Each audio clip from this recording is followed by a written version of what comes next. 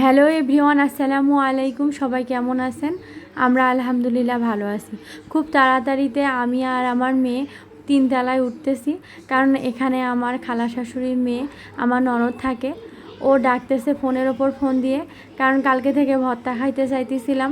এই যে বাদাম ভর্তা, আলুর ভর্তা, মরিচ পেঁয়াজের ভর্তা, গরম ভাতের সঙ্গে সকালবেলা এই ভর্তা ভাতের এত স্বাদ, মানে কি বলবো, সবাই তো জানেন। আর এই তো আমার ননদের হাজব্যান্ড ও আমার নন্দাই, আর এই ছেলেটা ওদের দোকানে থাকে। এই যে আমি আসলাম, নুসাইবা বুড়ির কোনো সারা শব্দ না পেয়ে ও ঘুমাচ্ছে। আমার জান বাচ্চাটা এত সুন্দরভাবে ঘুমাচ্ছে, মনে হচ্ছে ওর কোনো টেনশনই নেই। হাত পা ছড়িয়ে ছিটিয়ে ঘুমাইছে মাশাল্লাহ। আর এদিকে আমি গেলাম তাবাসসুমকে দেখতে।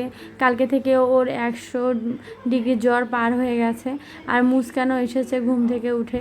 ওরা সকালে মেবি নাস্তা ছাড়া কিছু খায় না, কিন্তু ভর্তার কথা শুনে ও চলে এসেছে আমার সঙ্গে। তাবাসসুমের এই জিনিসটা আমার খুব ভালো লাগছে। রান্নাঘরে দিয়ে দেখি আমার খালা শাশুড়ি আনারস কাটতেছে। আনারস আমার অনেক পছন্দের। এইদিকে ঘুরে দেখি আমার ছেলেও চলে আসছে। ও একটু আমার সঙ্গে এখন ভাত ভর্তা খেতে অনেক পছন্দ করে। এই তো আমার ননদ আমাকে ভাত বেড়ে দিতেছিল প্লেটে। আমি যখন খাই তখন আমার ছেলে মেয়েও আমার সঙ্গে খায়, এমনকি আমার হাজব্যান্ডও আমার সঙ্গে খায়। ও আবার সকালবেলা খাইতে চায় না, ও একটু ভাত বেশি করে দিচ্ছে, জানে আমি খাবো, মুস্কান জিম খাবে। কিন্তু আমি বলতেছি দাঁড়া, আগে এইটুক খাই, তারপরে পরবর্তীতে আবার নিব। ভর্তা ভাত এত মজা হয়েছে, খালার হাতের সব জিনিসে আমাকে ভালো ভালো লাগে। আর এই খালা একদম মা সমতুল্য।